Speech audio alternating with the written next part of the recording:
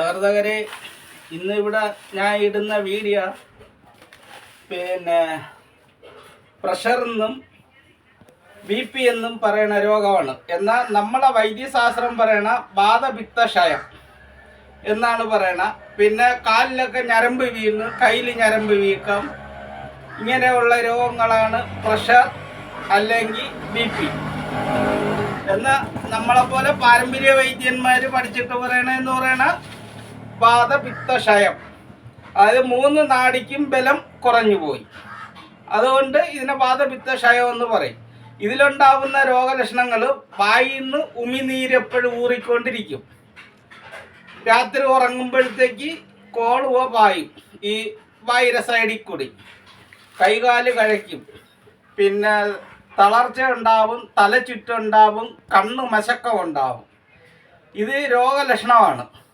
മലവും ഇറവും ഇത് രോഗലക്ഷണമാണ് പറയുന്നത്. ഇനി അതിനുള്ള മരുന്നാണ്. ഇത് അങ്ങാടി മരുന്ന് ചൂർണമാക്കി കൊടുക്കുന്നതാണ്. ചെറുതേക്ക് ചൂർണം എന്ന് പേര്. വാതപിത്തക്ഷയ രോഗത്തിൻ്റെ മരുന്ന് ചെറുതേക്ക് ചൂർണം എന്നാണ് പേര്. ഇതിനെ കൊണ്ടുവന്ന് ഇനി ചതച്ചും കൊണ്ടുവന്ന് പിന്നെയും വറുത്ത് അടുത്ത് വീണ്ടും കുഴിയമ്മിക്ക് അരച്ചതിന് ശേഷമേ നമുക്ക് മരുന്ന് കഴിക്കാൻ പറ്റുള്ളൂ. അവിടെ ഇത് ഇന്ന് തന്നെ ഈ വീഡിയോ പൂർത്തിയാക്കി ഇടുന്നതാണ്. ഇന്ന് തന്നെ ഇപ്പോൾ മരുന്ന് ചതയ്ക്കാൻ കൊണ്ടുപോകണം. ചതച്ചും കൊണ്ടുവന്ന ഒരു മരുന്നിനെ പരുവം ചെയ്യുന്ന ഒരു ഇളവറുപ്പ് എന്ന് പറഞ്ഞൊരു സംവിധാനമുണ്ട്. അതായത് ചെറിയ ചൂടിൽ വറുക്കുക, ചൂടാക്കി അതിൻ്റെ ജലാംശം വറ്റിച്ചതിന് ശേഷം വീണ്ടും കൊണ്ടുവന്ന് ഇത് പൗഡറാക്കും. പൗഡറാക്കിയാൽ പിന്നെ വെള്ളക്കർക്കണ്ടം കൂടി ചേർത്തതിന് ശേഷമേ കഴിക്കാൻ പറ്റൂ. അപ്പോൾ പ്രഷറെന്നും BP എന്നും ഇതിന് പേര്. അത് നമ്മൾ പറയണ പേരല്ല, മറ്റു വൈദ്യന്മാർ പറയണ പേര്. നമ്മൾ ഇതിനെ പറയണത്, പാരമ്പര്യ വൈദ്യന്മാർ പറയണത് വാതപിത്തക്ഷയം. അതായത് 3 നാഡിക്കും ബലം കുറഞ്ഞ് ശേഷമാണ് പിന്നെ ഈ തലചുറ്റും ശരീരത്ത് ഉഷ്ണം വർദ്ധിക്കുന്നതും, കണ്ണുമശക്കം ഉണ്ടാവുന്നതും, കൈകാല് കഴപ്പുണ്ടാവുന്നതും, വായിൽ നിന്ന് ഉമിനീര് നേരത്തെ തന്നെ തുടങ്ങും. അതായത് രോഗം ശരീരത്തുണ്ടായി കുറേ ദിവസം കഴിയുമ്പോഴത്തേക്ക് ബാക്കിയകത്ത് ഉമിനീര് ഊറും. രാത്രി ഉറക്കത്തിലും പിന്നെ അല്ലാതെയും ഒക്കെ രാവിലെ അങ്ങനെ ഉമിനീര് എപ്പോഴും ഊറില്ല, അപ്പോഴപ്പോഴായിട്ട് ഊറി അങ്ങ് തുപ്പും. ഇത് വന്നു കഴിഞ്ഞിരുന്നാൽ ഇത് പ്രഷർ രോഗമാണെന്ന് മനസ്സിലാക്കണം. അതിനുള്ള ട്രീറ്റ്മെൻറ്റ് ഇഷ്ടമുള്ളിടത്ത് പോയി ചെയ്യാം. ശരി. വേറെ മരുന്ന് മില്ലിൽ കൊണ്ടുപോയി ചതച്ച് കൊണ്ടുവന്ന് ഇപ്പം അതിനാ ഇളവറുപ്പ് എന്ന് പറയുന്ന സാധനം ഇതാ വറുത്തുകൊണ്ട് നിൽക്കുകയാണ്. മരുന്നിനെ ഇതൊരു പരുവം ചെയ്യുന്ന രഹസ്യമാണ്. ഇതൊന്നും ആരും പുറത്ത് കാണിക്കാറില്ല, മരുന്നുകളെ പരുവം ചെയ്യുന്നത്.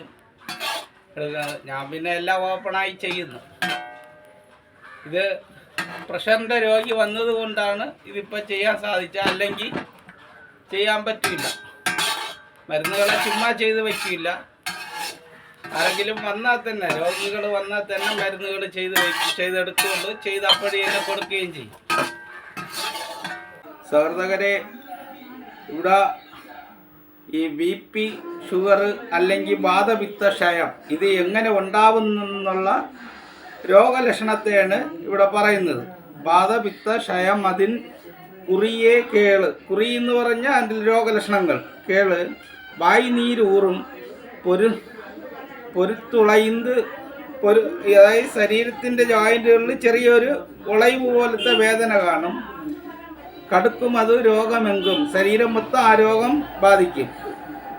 വിശപ്പില്ലായ്മ ആകും, അതായത് പശിമന്ദം അല്ലെങ്കിൽ വിശപ്പില്ലായ്മ ആകും.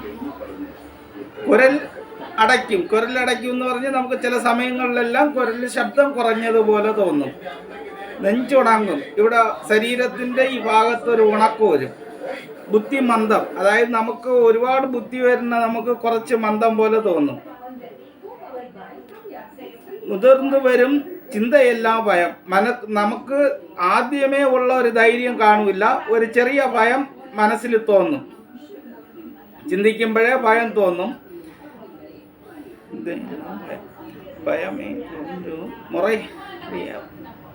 വാതപിത്ത ക്ഷയം അല്ലെങ്കിൽ വാതപിത്ത ബലം കുണ്ടൽ, ബലം ഇല്ലായ്മയാകും. കുറയും. ഉള്ളതിനേക്കാളും ഒരുപാട് കുറഞ്ഞതുപോലെ നമുക്ക് തോന്നും. അടുത്ത ഇത്തിരി രോഗലക്ഷണങ്ങളാണ് പറഞ്ഞത്. ശരീരത്തിൽ നമുക്കുണ്ടാവുന്ന രോഗലക്ഷണങ്ങൾ. അത് കഴിഞ്ഞിട്ട് അതിന് ബിൽവാദി കഷായം, ചെറുതേക്ക് ചൂർണം, ചെറുതേക്ക് രസായനം, ഇതെല്ലാം കഫരോഗത്തിനും വാതത്തെയും ശമിപ്പിക്കാൻ വേണ്ടിയാണ്. അശ്വഗന്ധാദി ചൂർണം,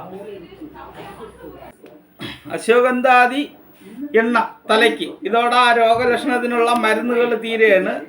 മൊത്തം ഇതിൽ 5 മരുന്നായിട്ടേ ഉണ്ട്. ബിൽവാദി കഷായം, ചെറുതേക്ക് ചൂർണം, ചെറുതേക്ക് രസായനം,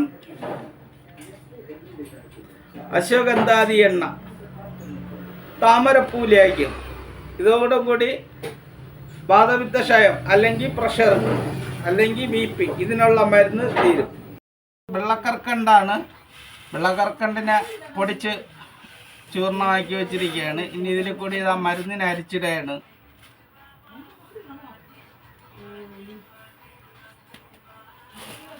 ഇത് വാതപിത്തക്ഷയത്തിനാണ്, അല്ലെങ്കിൽ പ്രഷറും BP എന്നും പറയും.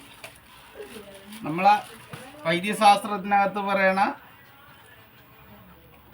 വാതപിത്തക്ഷയമെന്ന്. ഇത് ചൂർണമാണ് ചെയ്യുന്നത്.